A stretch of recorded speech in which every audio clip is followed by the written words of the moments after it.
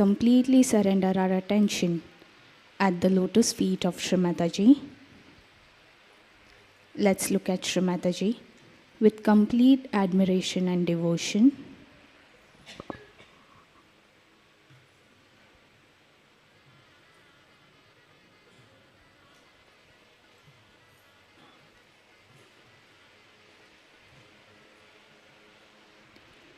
Collective Bandhan.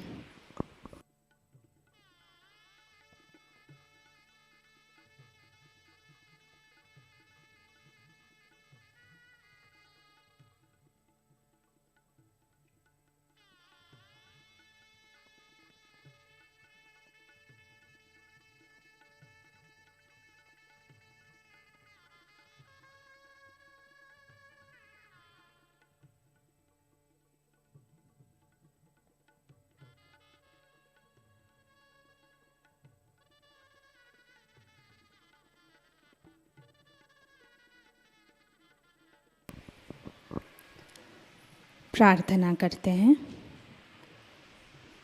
परम पूज्य श्री माताजी, हमारे हृदय में विराजमान होने की कृपा कीजिए। श्री माताजी, please come into our heart. Kindly make our heart your holy abode.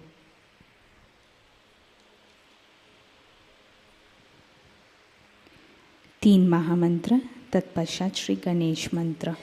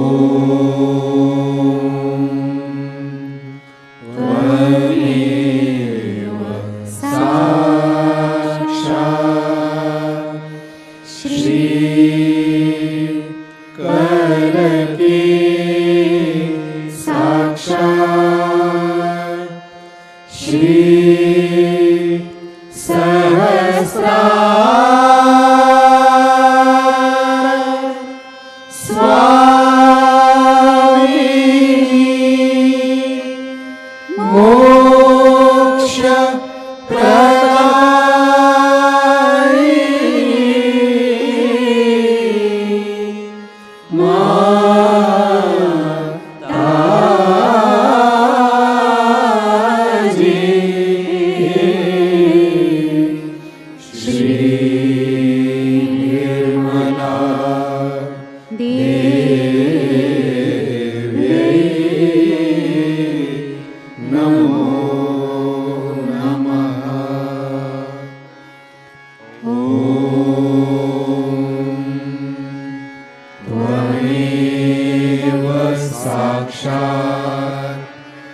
Shri Ganesh साक्षात् श्री आदिशक्ति माता जी श्री निर्मला देव्यै नमो नमः।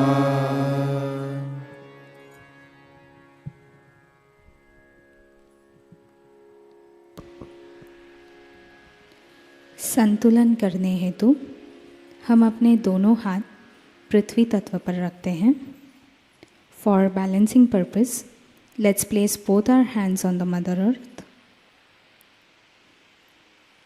चित्त मूलाधार और सहस्त्रार पर।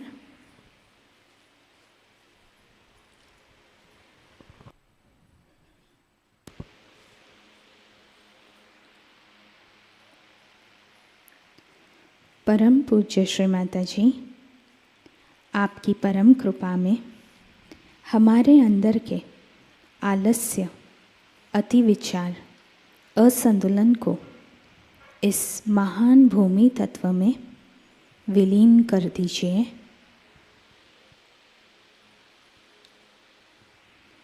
श्री माता जी, by your grace and blessings, please remove all the negativities, laziness, thoughts from the collectivity into the Mother Earth.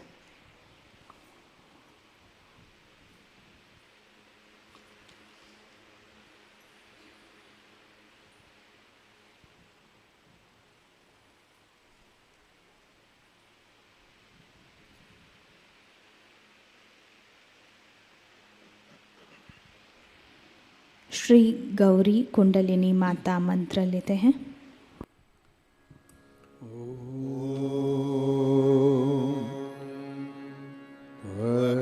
त्वमेव साक्षात् श्री गौरी कुंडलिनी माता साक्षात् श्री आदिशक्ति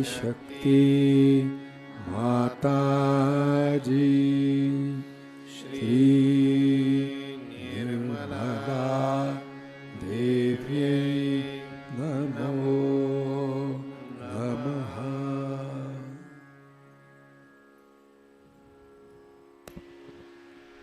दोनों हाथ गोद में ध्यान की स्थिति में बैठेंगे। Both hands back on the lap and let's sit in the meditative state.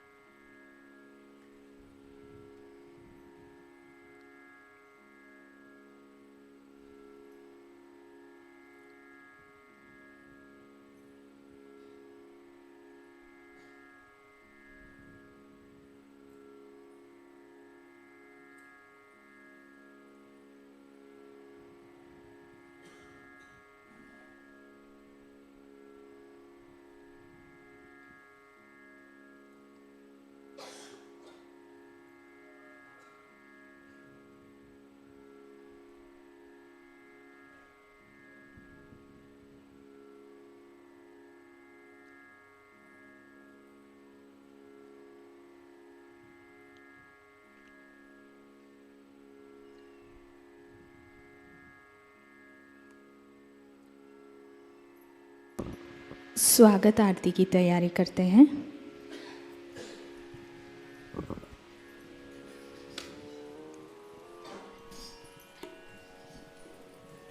हम सभी स्वागत आरती के लिए खड़े होते हैं।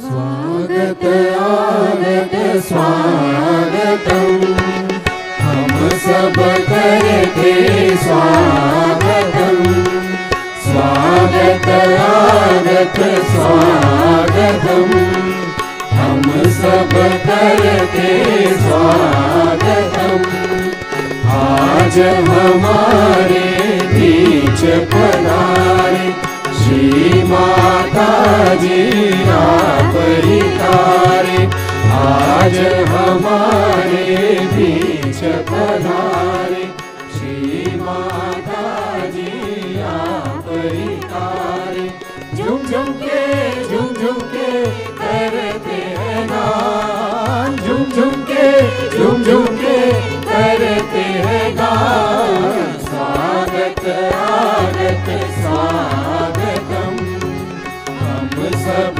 करते स्वागतम्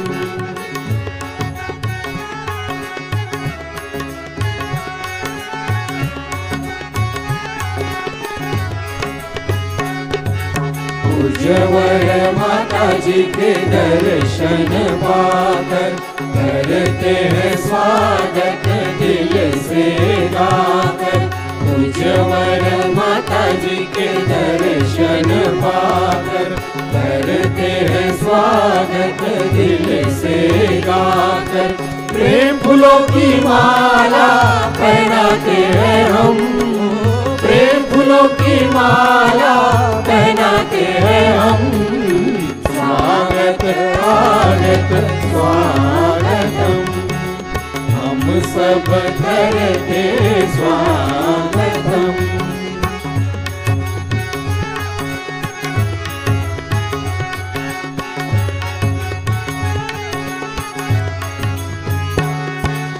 निर्मल मास है विनती हमारी जीवन सुख से कर दे भारी निर्मल मास है विनती हमारी जीवन सुख से कर दे भारी आनंद प्रेम शांति सदा ही रहे आनंद प्रेम शांति सदा ही रहे स्वागत आगत स्वागतम् हम सब करते स्वागतम् आज हमारे बीच पधारे श्री माता जी आप ही तारे आज हमारे बीच पधारे श्री माता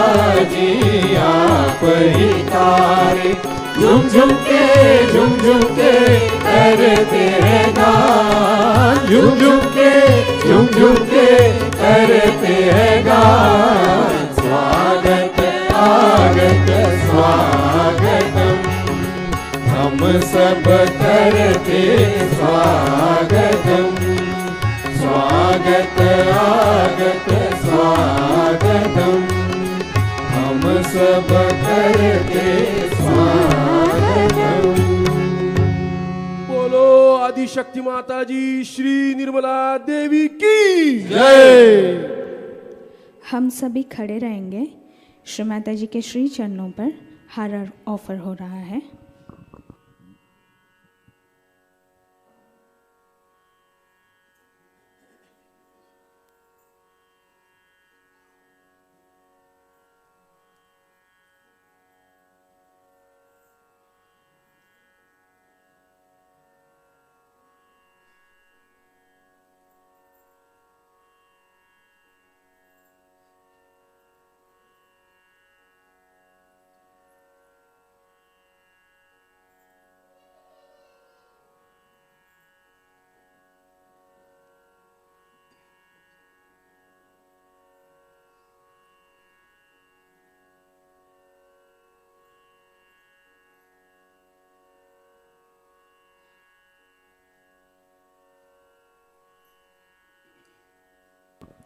हम सभी शीश झुकाकर नमन करते हैं।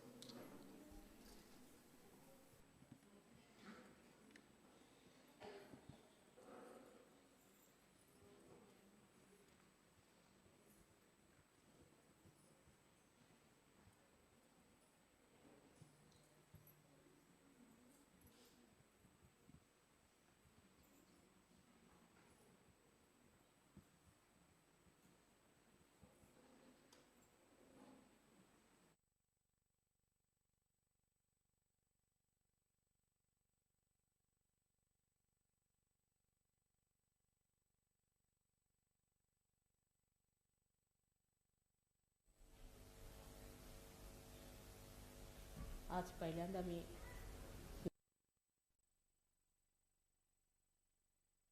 हिंदी भाषेत थोडंसं बोलणार आहे आणि नंतर मराठी भाषेत बोलणार। हिंदी भाषा शिकण्याचा प्रयत्न सर्वांनी केला पाहिजे, कारण ही आपली राष्ट्रभाषा आहे।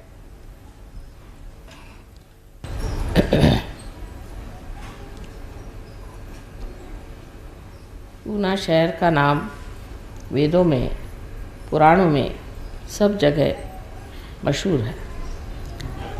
इसको पुण्यपट्टनम कहते हैं, पुण्यपट्टनम। और इस जगह जो नदी बहती है उसका नाम है मूल नदी।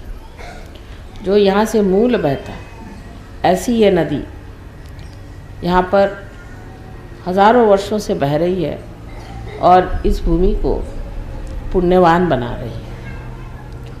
हम लोगों को पुण्य के बारे में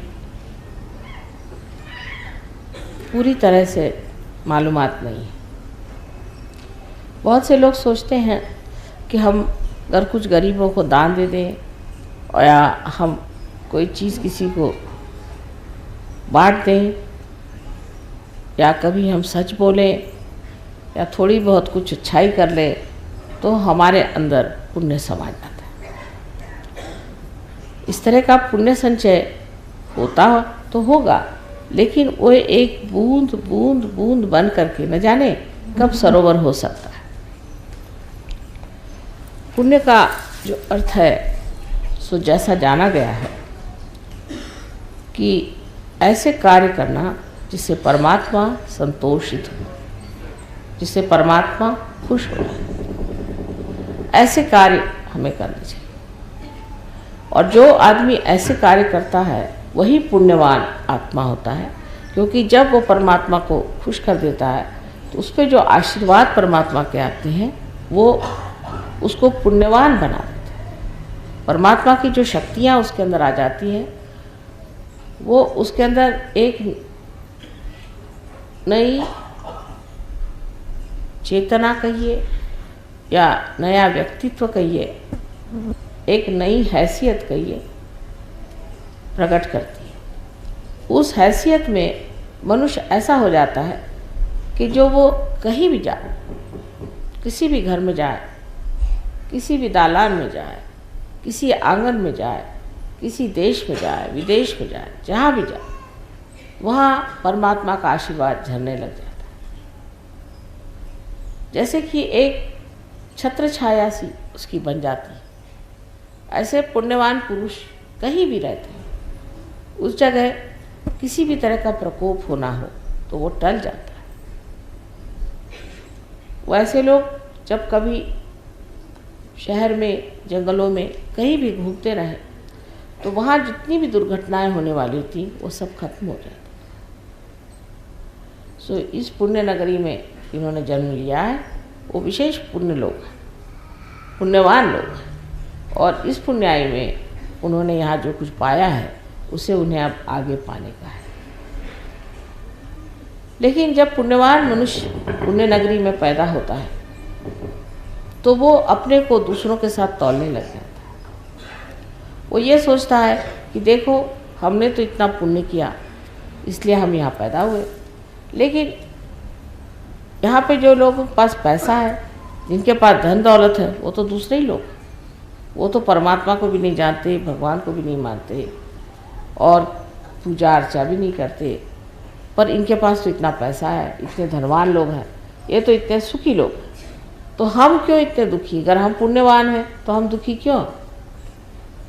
ऐसा उसके दिमाग में विचार आता है। जब ये विचार उसके अंदर आ जाता है तो वो फिर या तो सोचता है कि हमारी समझ में आ ही नहीं बात, कोई हर्ज नहीं, ऐसा सोच करके अपने धर्म में जुटा रहता है, और या तो वो बदल जाता है और वो सोचता है कि नहीं, किसी तरह से भी पैसा जोड़ना या दुनिया की चीज़ें दौड़ना, दुनिया की इज्जत जोड़ना, यही सबसे बड़ी बात है।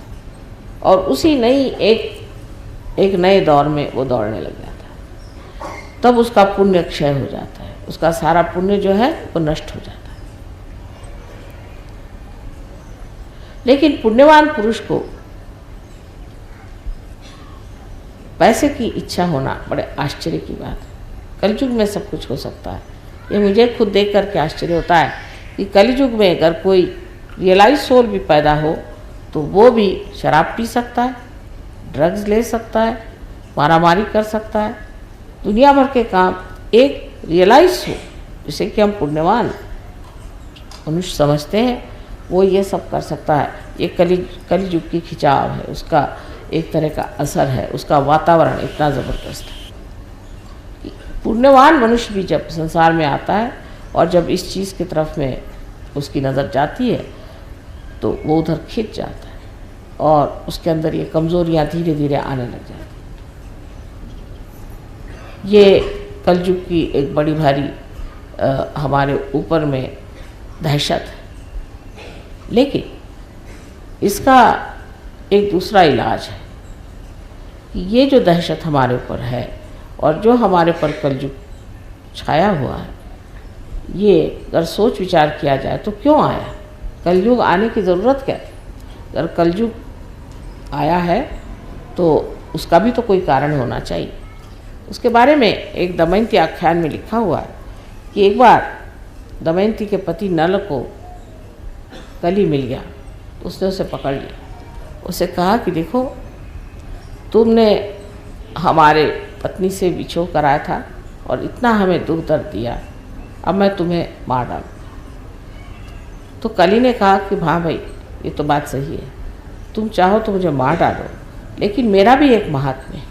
उसने कहा तुम्हारा क्या महात्म्य हो सकता है? तुम तो सब दुनिया में भ्रम डालते हो, उनको भी भ्रम में फंसा देते हो और गलत रास्ते पर लोग चले जाते हो। तो उनका कि महात्म्य बहुत बड़ा है कि जब ऐसा होता है और ऐसी हालत में ही मनुष्य की अग्नि परीक्षा होती है, उस वक्त ही वो जाना जाता है कि आदमी कितना सच्चा है या कितना झूठा है।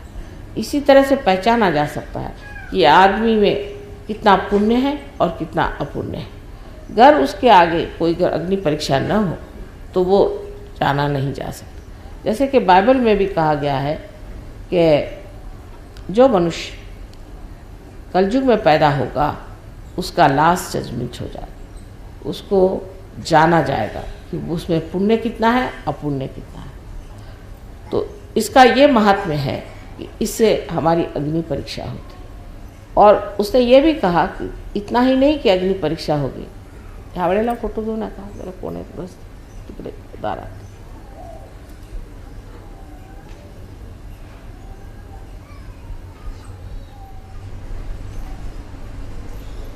अग्नि परीक्षा जो हमारी होने वाली है इस कलयुग में, इस कलयुग के वक्त में हमारे लिए एक और बड़ा भारी आशीर्वाद है. वो ये कि नल को बताया गया कि देखो जिस वक्त कलयुग आएगा, जिस वक्त अग्नि परीक्षा होगी, तब हजारों लोग पार हो जाए, हजारों लोगों को आत्मज्ञान हो जाए, आत्मबोध हो जाएगा, आत्म साक्षात्कार हो जाएगा. और इस आत्म साक्षात्कार के सहारे वो एक नई जिंदगी को प्राप्त होंगे और उनमें परिवर्तन हो जाए. जो आज गिरिकंदरों में परमात्मा को खोजते फिर रहे हैं वो उसे प्राप्त करेंगे. ये इसका वरदान है. इसी बीच अब हम यहाँ पूना में आए हैं, जिसको कि मैं पुण्य पट्टनम कहती हूँ, जहाँ आने से मनुष्य को पुण्य का प्रभाव पता चल सकता है. यहाँ भी अगर आप सोचें तो आपको लगेगा कि यहाँ भी वही कलयुग है जो जहाँ है. हर जैसे वहाँ पे था वैसा यहाँ भी है. ये बात ज़रूर मानी जानी चाहिए कि जो चीज़ छिपी है, जो चीज़ दिखाई नहीं देती, उसके बारे में बात करने से कोई फ़ायदा नहीं. लेकिन जब ये चीज़ खुल जाती है, आपके अंदर की चेतना जब खुल गई है, उससे जब आप जानेंगे तो आपको आश्चर्य होगा. इस पूना में इतने गहनता के कार्य हुए हैं. यहाँ पर अनेक साधु संतों ने बैठ कर के तपश्चर्या की हुई है. तुकाराम जैसे इतने बड़े महान पुरुष इसी पूना के पास ही में आए और यहीं रहे, उनका यही वास्तव्य है. तो इसका जो आकर्षण है वो उन लोगों के लिए है जो पुण्य को खोजते हैं और पुण्य में डूबना चाहते हैं.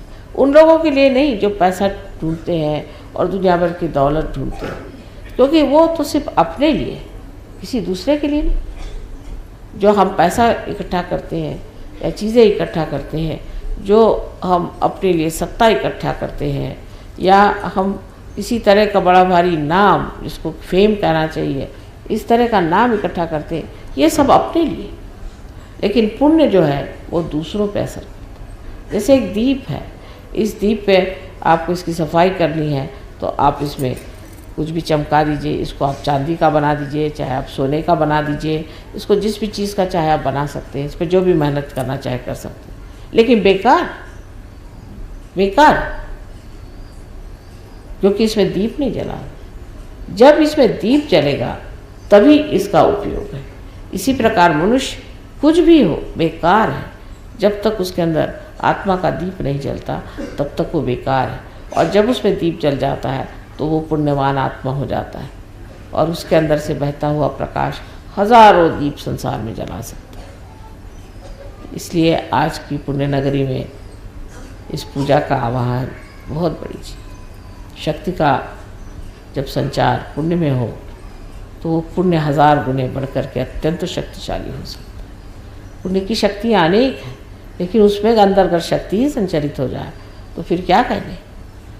पुण्य अभी तक जो लोगों ने जाना है वो ऐसा ही है कि पुण्यवान लोग जो होते हैं उनको सब लोग सताते हैं, उनको परेशान करते हैं. उनके पास कोई धन संपत्ति नहीं होती, उनके पास किसी तरह का कोई संरक्षण प्रोटेक्शन नहीं होता है. वो हर समय दबे रहते हैं लोगों से और उनको जो चाहे वो खींच ले जाता है, जो चाहे उन्हें बेवकूफ़ बना सकता है. लेकिन शक्ति का संचार होते ही इस पुण्य से वो प्रगाढ़ और प्रचंड प्रकाश निकलते हैं कि किसी की मजाल नहीं, किसी पुण्यवान आदमी को हाथ लगा. जो हाथ लगाएगा वो जानेगा कि ये कोई प्रचंड चीज़ है. इसी प्रकार अगर कोई आदमी ये चाहेगा कि उनका पैसा नोच ले या उनको ठग ले या सताए तो अब सता नहीं सकता. ये कलयुग का बड़ा भारी आप पर आशीर्वाद है कि कलयुग में ही ये प्रकाश आ सकता है. और जैसे ही अंदर ये प्रकाश आ जाएगा कोई आपको छू नहीं सकता, कोई आपको परेशान नहीं कर सकता, कोई आपकी हत्या नहीं कर सकता, कोई आपसे कोई चीज़ छीन नहीं सकता. आप पूरी तरह से संरक्षित हो जाते हैं और आप स्वयं इतने शक्तिशाली होते हैं कि जहाँ खड़े हो जाइएगा वहाँ कोई सा भी आतंक, आफत, कोई भी परेशानी हो, उसे आप एकदम खड़े होने से ही उसको खत्म कर सकते हैं। तो पुण्य में शक्ति का संचार, यही आज का आवाहन है और आज की पूजा में यही करने का है।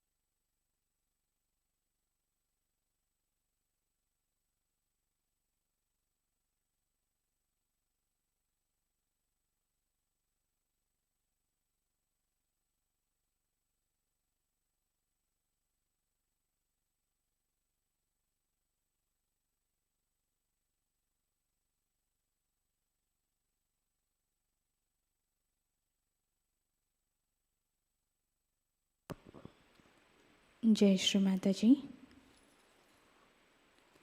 पूर्ण हृदय से प्रार्थना करते हैं। परम पूज्य श्री माता जी, उपस्थित सभी सहजई भाई बहन, आज शारदीय नवरात्रि के प्रथम दिन के अवसर पर आपके श्री नवदुर्गा स्वरूप में आपकी पूजा करना चाहते हैं। श्री माता जी, कृपा कर हम सभी को इस पूजन की अनुमति प्रदान कीजिए और आपकी इच्छानुसार आपको आनंद तथा प्रसन्नता मिले, ऐसी पूजा हम सभी से अबोधिता में एवं पूर्ण समर्पण से करवा लीजिए।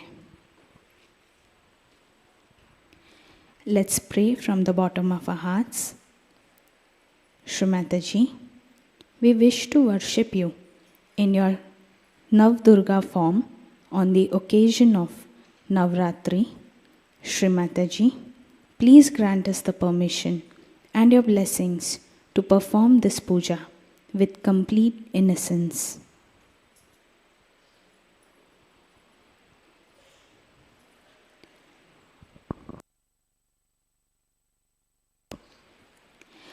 घट पूजन करेंगे।